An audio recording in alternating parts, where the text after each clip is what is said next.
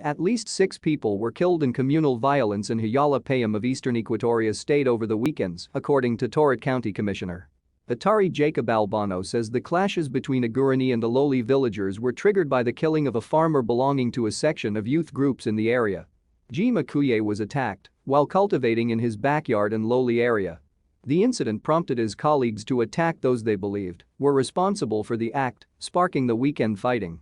Commissioner Albano is now calling on both sides to restrain from further violence and allow the law to take its course. They should not involve or join in the criminal act perpetrated by individuals. They are supposed to allow these individuals to be arrested and brought to book, he said. Secondly, they have to cooperate with the government authorities by apprehending for us the criminals so that we go and arrest them or tell us these criminals' whereabouts. The incident occurred bare